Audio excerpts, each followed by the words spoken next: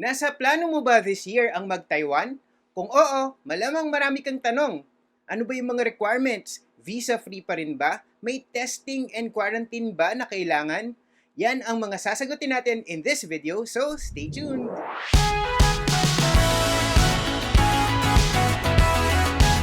Hey there, poor traveler! I'm Yosh and kakabalik lamang namin ni Vince from Taiwan. Starting January 21 kasi, 2 beses na lumilipad ang Philippine Airlines from Manila to Taipei. Isa sa umaga at 6:25 and isa naman sa gabi or hapon. Basta 5:50 PM yung alis. Good news yun kasi isa ito sa mga senyales na talagang nanunumbalik na yung sigla ng tourism and nung travel in general. Kaway-kaway sa mga revenge travelers dyan! Habang nandun kami ni Vince sa Taiwan, nagpo-post kami ng updates tungkol sa kung paano na ba mag-travel doon ngayon. And ang dami naming nakuhang questions. So yun yung mga sasagutin natin in this episode. Pero before yan, don't forget to subscribe to this channel and ring the bell icon para lagi kayong updated kapag meron tayong bagong videos. Pero kung sa Facebook ka naman nanonood, don't forget to like and follow this page na rin. Okay, game! Simulan na natin. Question 1, is Taiwan still visa-free? Yan ang question ni na at GKJ Bacaron, at JAMT, and at Lesami. Lesami. With 3 Ys. Yon. Ang sagot dyan ay yes. Philippine passport holders can visit Taiwan without a visa for up to 14 days. So, yung mga turista lang to Siyempre, ibang usapan kung may balak kayong mag-work doon or mag-aral. Siyempre, meron yung ibang set of requirements.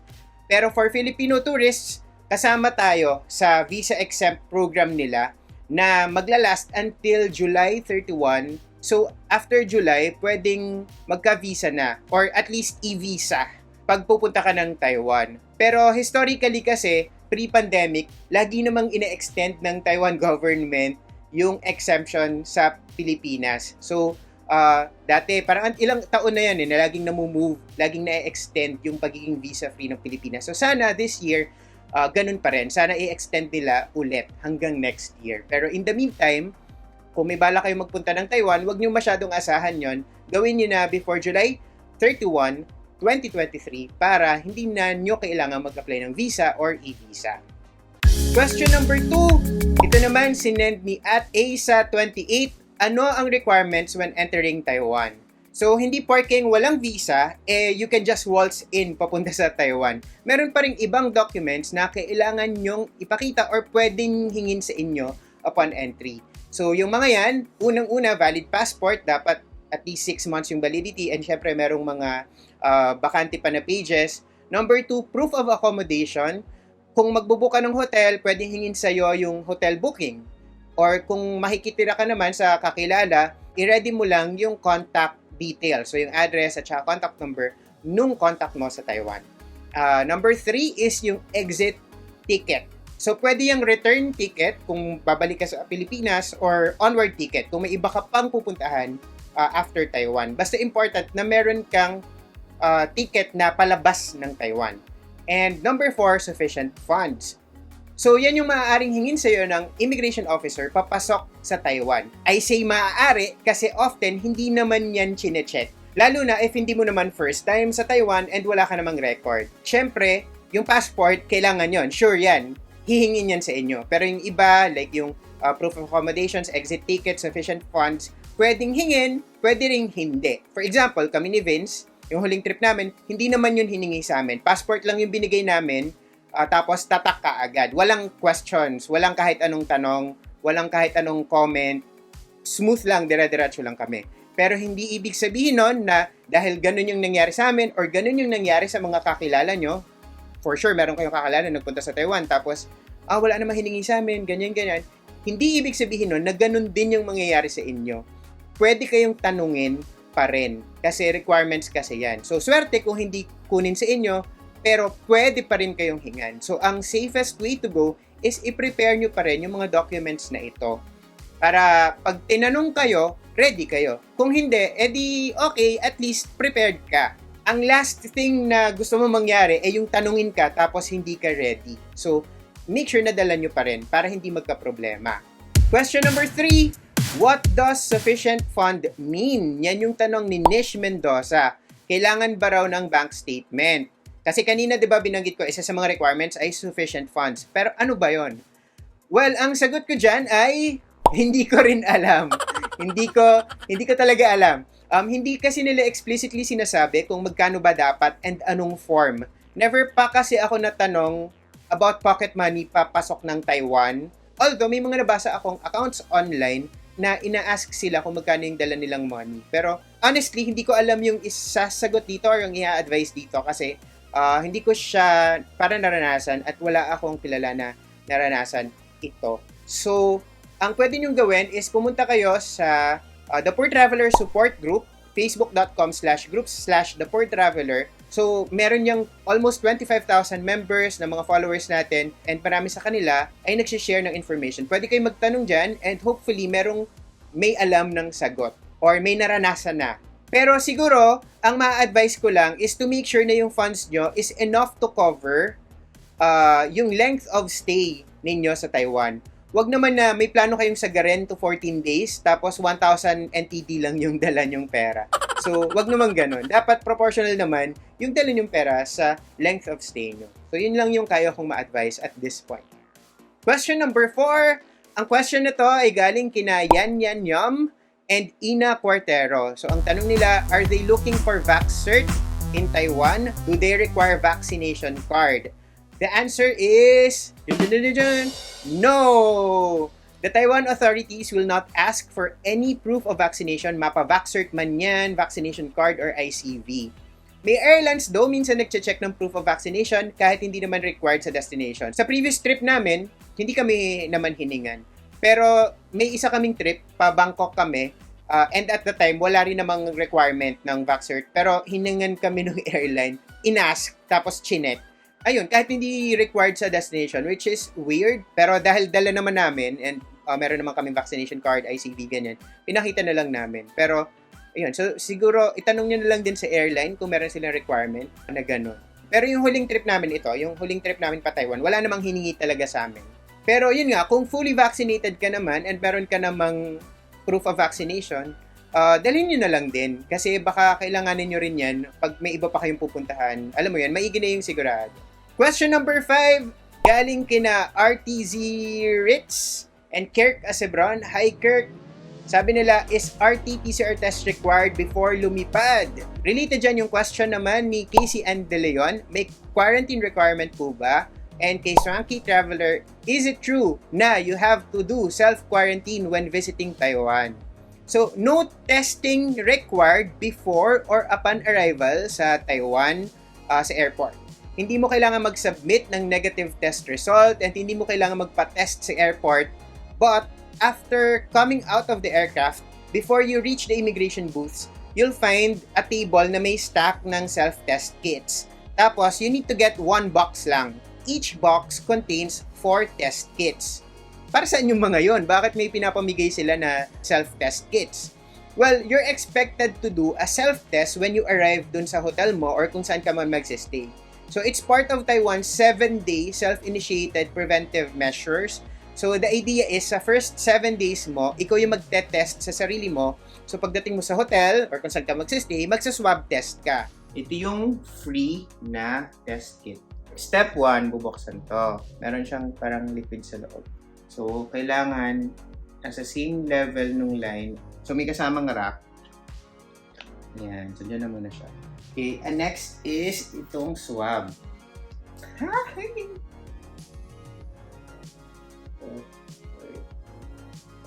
Kakaiyak dito. Kabila pa.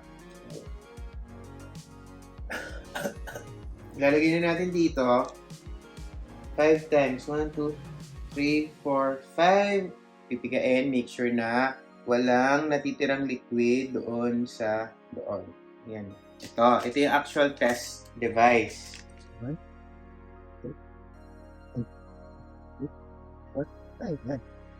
Pipikit ako. Ito na. And ito na. Diyan na. Negative naman yan. Ibig sabihin niya negative. Kapag ka isa lang yung guhit, tas nasa C, yung control line lang, ibig sabihin negative. Kapag merong red line dun sa letter T, kahit gano'n ka-faint, kunyari, malabong malabo, pero meron na naaaninag nyo, ibig sabihin nun positive. Iyan wala akong maaninag. Wala akong maaninag na kahit anong liwanag. Choose. Ayan. So, ang mangyayari is, every 48 hours, gagawin natin tong test na to. So, yun. So, ganito sa Taiwan, makakakuha ka ng 4 na ganito, tapos pagdating mo, magte-test ka, tapos every 48 hours or every 2 days, magte-test ka. Kapag negative, pwede kang lumabas. So, gamitin natin, wag natin gawing souvenir. Okay?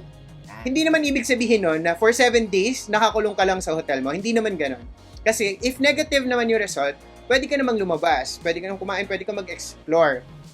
And you need to do it every 2 days kasi yung test na yon will cover the next 2 days lang. Kaya siya for kits kasi nga parang 7 days yung program tapos every 2 days. So, yung 4 kits should cover yung buong 7-day period. In theory kasi, need mo na mag-negative bago ka lumabas. Pero, honesty system kasi siya. Walang mag-check and hindi mo kailangang i-submit yung result. And wala ring makakaalam kung ginawa mo ba siya or hindi. Ikaw lang talaga. Honesty system talaga siya. Pero gawin nyo pa rin kasi health and safety yung pinag-uusapan natin dito. And libre naman yun. Wala naman kayong gagastusin. So, gawin nyo na lang. Medyo uncomfortable lang, nakakaiyak talaga kapag nagsaswab test, lalo na kapag ikaw yung gagawa. Parang hindi mo mapasok sa ilong mo. Hindi naman nakakaiyak kasi masakit, pero for some reason, dahil uncomfortable nga siya, kapag pinapasukan ko ng swab tong ilong ko, tumutulo talaga yung luha ko. So, to recap, ngayon, as of this recording, pagpapunta ka sa Taiwan, no visa, no proof of vaccination, no pre-trip testing, and no mandatory quarantine. So, di ba? It's one of the easiest places to visit. So, kung nasa bucket list niyo talaga yung Taiwan, and may balak naman talaga yung pumunta in the future, gawin nyo na ngayon bago mag-July para super convenient pa ang lahat. Question number 6, is wearing masks mandatory? So, the official policy is, you must wear mask kapag indoors, unless kumakain. So, halimbawa, nasa restaurant ka, tapos magre-restroom ka, pag tumayo ka at magre-restroom ka, kailangan mo na isuot yung mask. So, kung buffet, kunyari, kumakain ka, tapos bubulos ka, ganyan, pag tumayo ka, kukuha ka ng food, dapat nakamask ka. Aalisin mo lang siya kapag ka sumusubo ka na, kapag kumakain ka na. Sa outdoors naman, generally, hindi naman siya all the time ay kailangan nakamask ka. Pero, ang napapansin ko is almost everyone ay nakamask pa rin talaga, which is good. Kasi, feeling ko kasi yung pagmamask, magiging part na siya ng normal ko. Kahit na mawala na yung pandemic, feeling ko, naging sanay na ako sa pagmamask. Parang yung mga Japanese, parang feeling ko, nasanay na ako sa ganun. Yun. So, most people sa Taiwan, sa Taipei at least, kahit nasa labas sila, nakamask pa rin talaga, most of them. Turista man and locals. Pero sa indoors, definitely, nakamask dapat. Question 7, galing ito kay Blue Hydrangea 5. Hindi ito si Blue Hydrangea ng Drag Race UK, halatang drag fan. Pero, ang question niya is, what to do upon arrival sa airport sa Taiwan? So, we landed sa Taipei Taoyuan International Airport. After deplaning, get 1 box of COVID test kit on the way mo sa immigration booth. Tapos, number 2 is to accomplish the arrival card na nasa harap lang ng mga immigration booths. Tapos, pag nagawa mo na yon, clear mo na lang yung immigration checks, papakita mo lang passport, take ka ng picture, kukunin yung fingerprints mo, ganyan. And after that, claim your bags and clear customs check. So, very similar to yung nakasanayan natin na process before the pandemic. If you booked a SIM card via Klook, ilalagay namin yung link papunta sa page kung saan kayo pwedeng bumili ng SIM card na pwede mong gamitin sa Taiwan. Yung booth nila kung saan mo pwedeng i-claim yung SIM card is nasa counter 6. Nasa dulo siya ng airport. Basically, kanan siya. Pag galing ka ng customs, paglabas mo, nasa kanan siya, nasa dulo. So, may mga money changers din and ATM sa arrival hall. So, kung wala kayong Taiwan dollars, pwede naman. Speaking of, question 8, what is the best way to get Taiwan dollars? So, the official currency in Taiwan is the New Taiwan Dollar or NTD or TWD. So, Taiwan is very strict pagdating sa currency exchange. So always bring your passport, and only banks and authorized money changers are allowed to exchange currencies. Pero ito yung catch. Most establishments don't accept PHP doon sa Taiwan. Most of the time, Euro, USD, at saka Yen. Yun yung madalas na nakikita ko. So, if carry nyo magpapalit, dito pa lang, gawin nyo na. Pero kasi, we prefer withdrawing from ATMs ng Bank of China. So, yung Bank of China kasi, yun yung central bank ng Taiwan. Meron lang siyang service fee, mga 180 pesos, around that amount per transaction yon. So, best na kung mag-withdraw kayo, maramihan na. One time nyo lang gawin para hindi kayo na-charge nung fee na yon every time. Pero maganda yung rates dun sa ATM.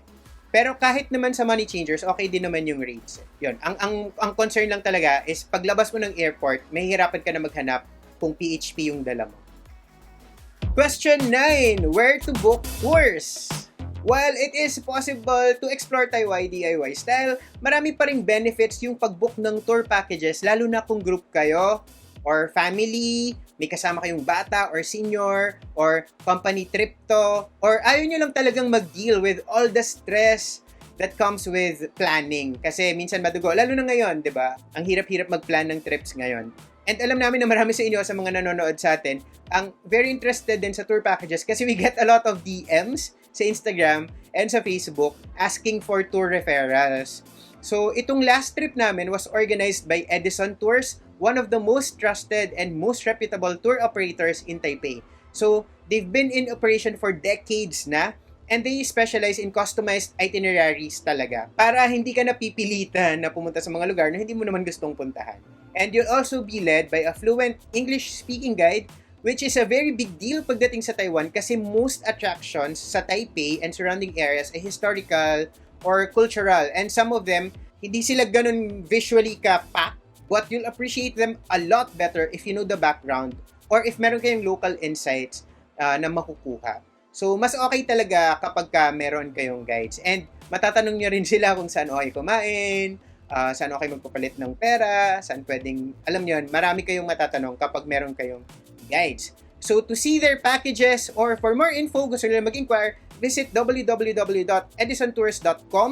If you need to get in touch with them, meron silang contact form. Puntahan nyo lang yung Contact Us button dun sa upper right pag nasa desktop kayo. If mas bet nyo naman na Pinoy yung kausap nyo and ayaw nyo mag-English masyado kasi minsan nauubusan tayo mag-English, you can also book with travel agencies dito sa atin. Marami naman yan. Marami kaming kasama na travel agents during this trip. So, ito yung mga contact details ng mga travel agents na kasama namin. So, pwede nyo silang i-contact, tanungin nyo sila kung ano yung mga packages na available sa kanila. And, yun. Shoutout na rin kay Brian Suniga. Isa siya sa mga nag-tip sa atin. So, hi Brian. Sana ipagpatuloy mo ang pagiging mabait at generous. Ayun. So, pwede rin kayo mag-tip sa amin. We'll also be answering more questions. And may papakita namin sa inyo yung sample itinerary namin sa next video. So, kung ayaw nyong mamiss yan, please subscribe to this channel and ring the bell para lagi kayong updated kapag meron na tayong new uploads. And kung sa Facebook kayo nanonood, don't forget to like and follow this page. That's all for now. I'm Yosh. Remember, plan smart, travel safe, and make every trip worth it. Bye!